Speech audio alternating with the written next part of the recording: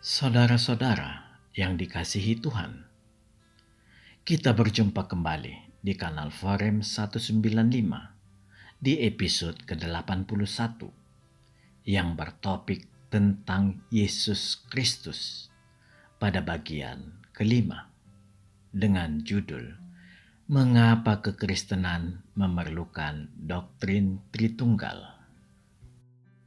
Di episode sebelumnya, kita sudah melihat kebagaimanaan Tritunggal Allah, baik dalam keesaan jasmania, berupa cahaya yang tidak terhampiri, sampai pada keesaan rohania, di dalam persekutuan tiga pribadi Allah yang tidak dapat ditangkap indera manusia. Sebagaimana dikatakan Alkitab, Allah kita tidak terlihat keberadaannya sebagai esensi roh.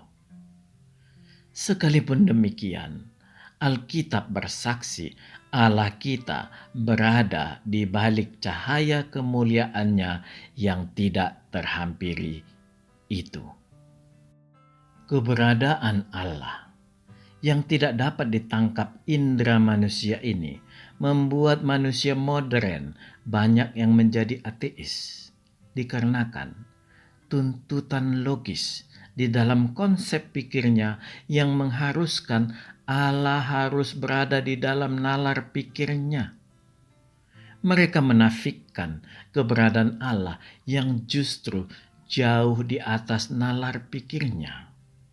Sekalipun tetap mereka akui masih bisa dinalarnya atau ditelusurinya.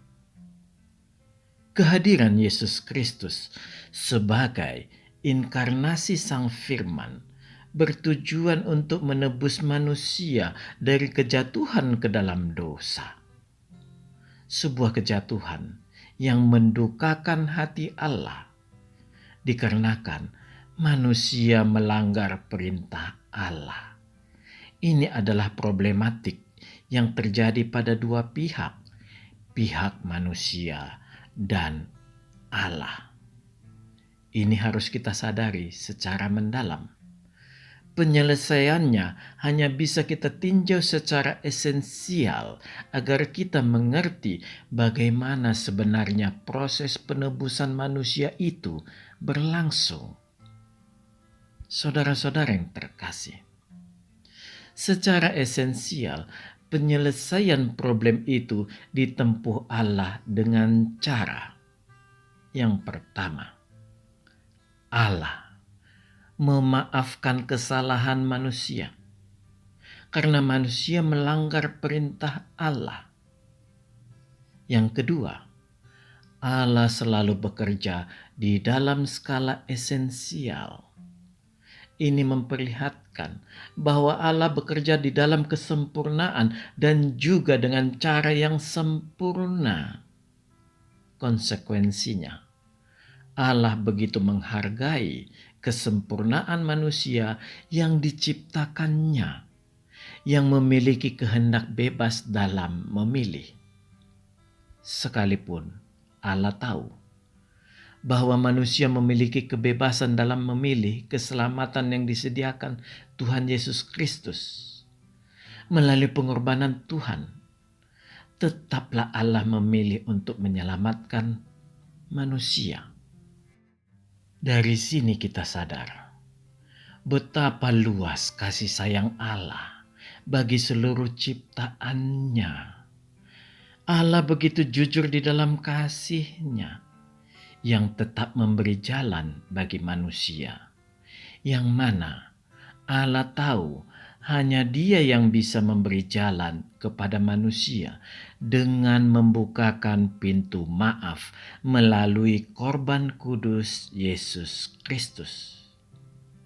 Kita sadar kesalahan manusia itu adalah melanggar perintah Allah. Dan hanya Allah yang bisa memberi maaf. Dengan demikian, jangan membuat jalan keselamatan sendiri melalui timbangan pahala dan dosa. Esensi keselamatan hanya satu, melibatkan Allah, memohon pengampunan dan merubah diri melalui hidup baru.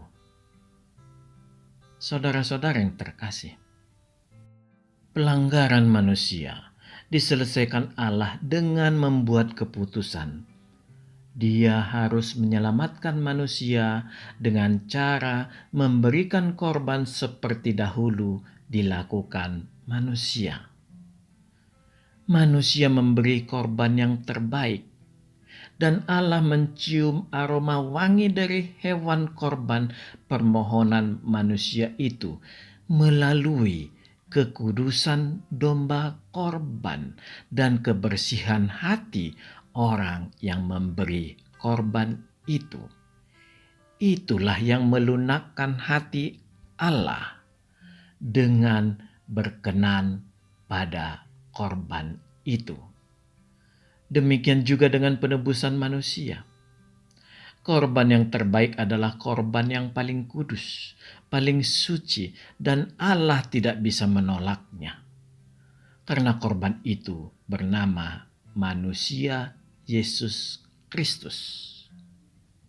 Keputusan Allah dengan mengorbankan Yesus Kristus ini adalah keputusan terbesar yang memberi kesempatan bagi manusia bila ingin dimaafkan Allah. Semua keputusan ada di tangan manusia. Menerima atau menolak korban berbentuk manusia yang kudus itu.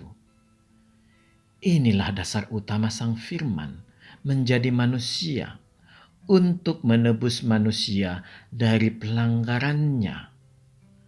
Korban kudus itu sangat menyenangkan hati Allah, dan Allah berkenan melupakan dosa-dosa kita. Dan semua itu tidak gratis. Itu hanya bisa kita peroleh dengan memerangi keangkara murkaan atau keangkuhan hidup dari dalam diri kita. Inilah lahir baru. Saudara-saudara yang terkasih, hal ini sudah sering kita bahas. Tetapi perkembangan pola pikir manusia sangat absurd. Bahkan banyak yang brutal, yang hanya ingin memviralkan isi kepalanya demi 30 keping perak. Banyak Yudas-Yudas di zaman sekarang yang menjual Kristus dengan cara seperti yang dikatakan kitab suci saudara sepupu kita, yaitu seolah dia sedang meluruskan ajaran Alkitab. Luar biasa jahatnya. Kita tidak perlu khawatir. Tuhan tahu apa yang diperbuatnya. 2000 tahun ajaran Kristen tetap berdiri kokoh. Sekalipun begitu banyak sekte, bahkan ajaran sinkretisme yang silih berganti muncul. Semua hilang dengan sendirinya. Tinggal para pengajarnya yang kelak berdiri mematung di hadapan Yesus Kristus, menanti penghakiman dengan mulut yang keluh. Ini dosa yang tidak terampuni, dikarenakan melecehkan kesaksian Roh Kudus tentang Yesus Kristus. Oleh karena itu, sekalipun melelahkan, tetap kita bahas, dikarenakan akhir-akhir ini begitu sering dan begitu banyak orang yang justru dari kalangan Kristen sendiri yang ingin mendobrak doktrin yang merupakan fondasi iman Kristen ini. Saudara-saudara yang terkasih, yang lebih mengerikan, mereka begitu berani melecehkan dan mengatakan para bapa gereja mula-mula melakukan perkeliruan terhadap umat Kristen. Sungguh sangat sombong. Gaya mereka seperti Lucifer yang menginginkan tata Allah yang maha tinggi. Mereka mengagulkan diri seolah yang mereka katakan itu adalah novum baru atau bukti baru yang mereka pakai untuk membatalkan doktrin Tritunggal. Ini memperlihatkan betapa mereka tidak mau belajar, betapa gila ajaran sinkretisme yang banyak muncul di abad kedua tersebut. Justru karena begitu maraknya kegilaan ajaran sinkretisme pada saat itu, membuat para bapak gereja mula-mula menggali dari Alkitab mengenai Tritunggal. Tanpa mengenal lelah, mereka berhasil membuat perumusan tentang kebagaimanaan Allah kita. Kita harus jujur mengakui, para bapak gereja melakukan semua itu demi melindungi umat Tuhan dari rongrongan para antikristus. Realitanya, hampir 2000 tahun berlalu, doktrin Tritunggal tetap kokoh. Kalaupun tampak marak kembali, umat Kristen tidak perlu takut. Sekalipun Lucifer kecil ini bersembunyi di dalam kekristenan, sekalipun ilalang tumbuh bersama gandum, itu hanya menunggu datangnya musim tuai. Tidak pernah ada bidat bisa bertahan. Mereka muncul dan pada waktunya lenyap kembali. Sedangkan firman Tuhan tetap ada, menjaga umat Tuhan. Saudara-saudara yang terkasih, doktrin Tritunggal adalah topik yang sangat rumit sebenarnya. Kita mengerti, ketika sang firman keluar dari mulut Allah, memang bisa kita analogikan seperti manusia berkata-kata. Tetapi sang firman Allah ini tidak sekedar kata-kata yang dibawa orang dan disampaikan dan dikatakan sebagai kabar baik. Sang firman di kekristenan bukan sekedar buku seperti milik saudara sepupu kita yang tidak jelas asal-usulnya, yang hanya sekedar klaim berasal dari sorga dan jatuh gedebrus. Tetapi jauh lebih daripada itu. Ternyata kesaksian Alkitab tidak berhenti di situ. Sang firman dipersaksikan Alkitab bahwa dia diutus Allah, tidak tanggung-tanggung berinkarnasi menjadi manusia. Sebagai utusan, sudah pasti kata-kata Allah ini hidup. Dan luar biasanya, ternyata dia memiliki otoritas sendiri. Dia sendiri yang mendatangi manusia untuk mengabarkan bahwa dirinya lah kabar baik itu. Jadi, bukan sekedar kata-kata atau firman yang mati yang membutuhkan orang untuk menyampaikan kata-kata atau firman itu ke orang lain. Memang harus diakui, seluruh kitab suci yang memberitakan tentang dia, sang firman itu, semua bersaksi bahwa dia orang benar, yang suci dan tidak mengenal dosa. Dialah Tuhan Yesus Kristus. Oleh karena itu, sekalipun sangat rumit, kita tetap harus belajar. Karena ini adalah fondasi iman Kristen. Minimal seperti yang sudah diajarkan oleh para bapak-bapak gereja mula-mula. Supaya kita tidak diombang-ambingkan para pengajar sesat. Kesimpulan yang diberikan para bapak-bapak gereja mula-mula sudah dalam bentuk yang sangat sederhana, sebagaimana telah diajarkan di gereja, yaitu pengakuan iman percaya, dan itu selalu kita ucapkan setiap minggu di gereja. Itu sudah lebih dari cukup sebagai doktrin Tritunggal. Jangan keluar dari pengakuan iman percaya yang disajikan dalam bentuk lain oleh ajaran yang menyesatkan. Karena tujuan pengajar sesat adalah mengaburkan Alkitab dan pada suatu saat akan membuat doktrin baru. Sasaran para penyesat hanya ada dua: mengingkari pengakuan iman percaya sebagai fondasi iman Kristen dan mengaburkan Alkitab.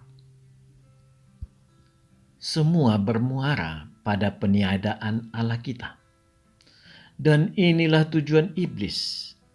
Dengan ini saya berpesan, buatlah pengakuan iman percaya menjadi rema di dalam hati dan baca Alkitab untuk melihat betapa besar karya Tuhan Yesus Kristus di dalam hidupmu. Saudara-saudara yang terkasih, mari kita belajar mengenai latar belakang mengapa Tritunggal menjadi fondasi iman Kristen. Segala puji dan syukur kita kepada Tuhan. Kita sekarang sudah dapat memahaminya dengan relatif lebih mudah. Kita dapat mengenali kebagaimanaan Allah kita. Semua dilakukan oleh para bapa-bapa gereja mula-mula. Sesungguhnya lah, sekali lagi saya katakan, sesungguhnya beban para bapa-bapa gereja mula-mula pada saat itu amatlah berat. Mereka mengalami serangan dari dalam, dari rekan sekerjanya sendiri. Mereka mengalami serangan dari luar, pengaruh bidat-bidat, sekte-sekte, tradisi, dan ajaran Helenisme.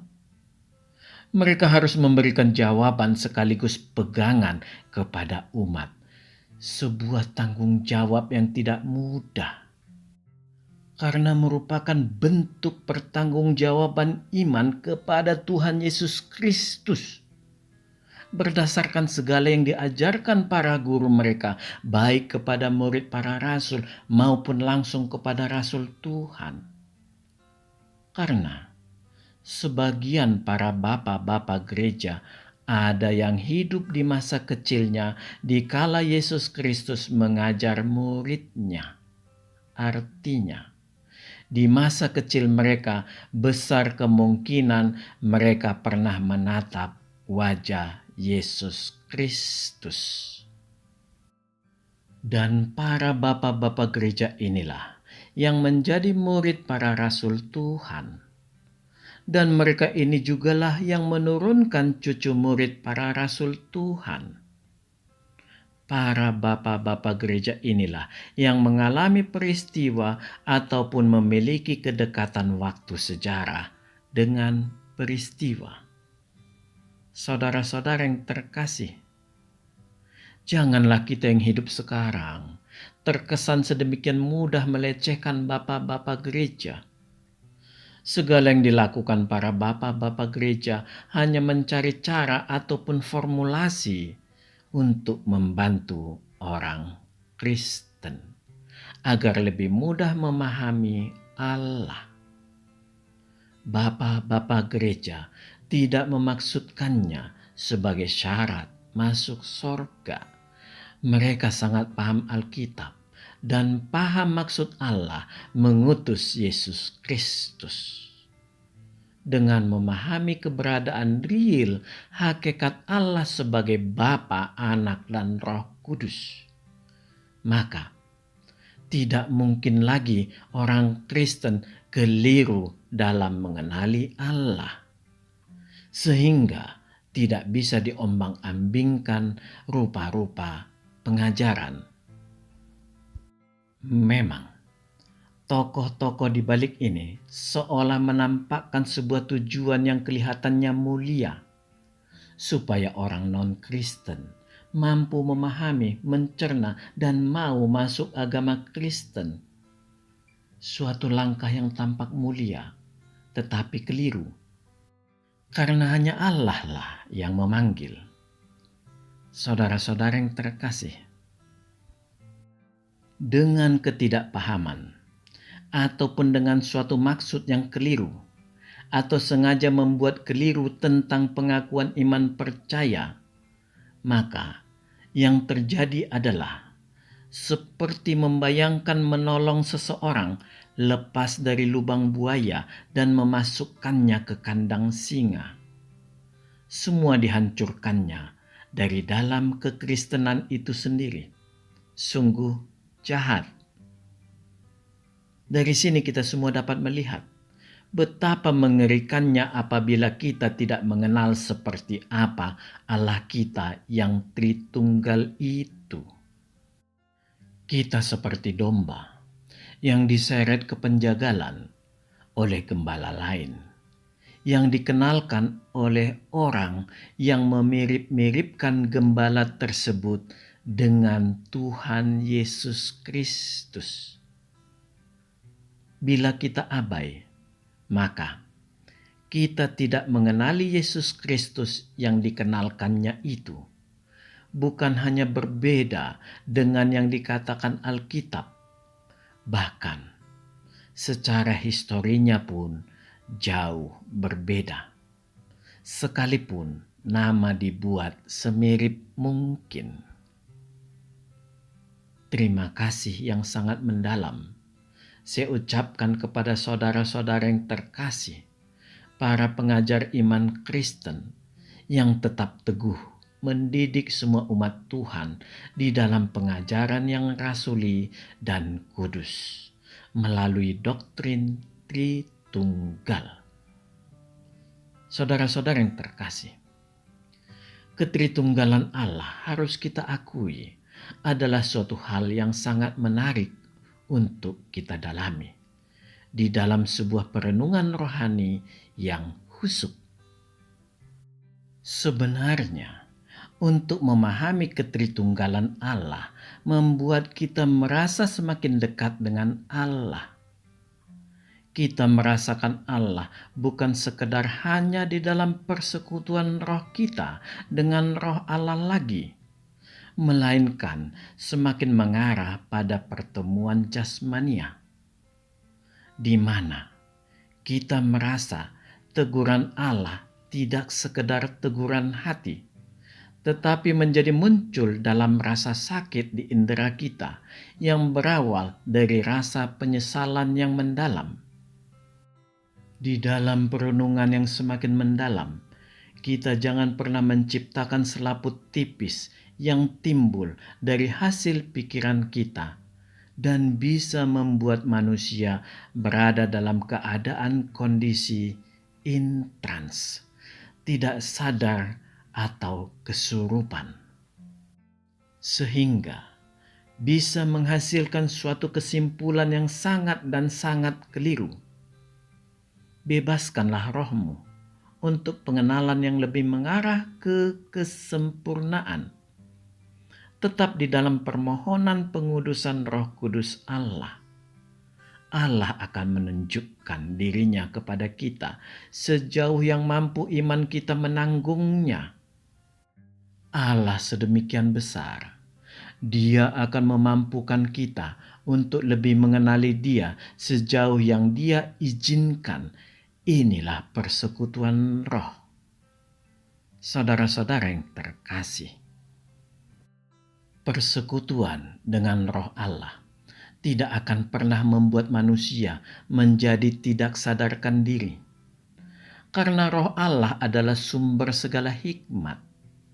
Roh hikmat hanya bisa dirasakan di dalam kesadaran penuh untuk memahaminya. Roh hikmat akan membawa kita masuk dalam kemahamuliaan Allah. Roh kita dan roh Allah dalam keadaan sadar bersekutu. Roh Allah di sini jangan diartikan selalu yang ada di langit sana. Tidak. Roh Allah di sini adalah Roh Kudus yang juga ada di dalam hati kita. Dia Allah. Dia yang akan mengenalkan kebagaimanaan Allah kepada kita. bukan dalam ketidaksadaran. Bila ada orang mengatakan bertemu dengan Allah dan membuat dia meronta-ronta dalam ketidaksadaran, hanya ada dua kemungkinan. Yang pertama, kehadiran Allah membuat iblis di dalam dirinya tidak tahan. Proses perlawanan iblis ini membuat orang tersebut meronta-ronta dalam ketidaksadaran. Yang kedua, orang tersebut bukan bertemu dengan Allah. Dia justru bertemu dengan iblis itu sendiri.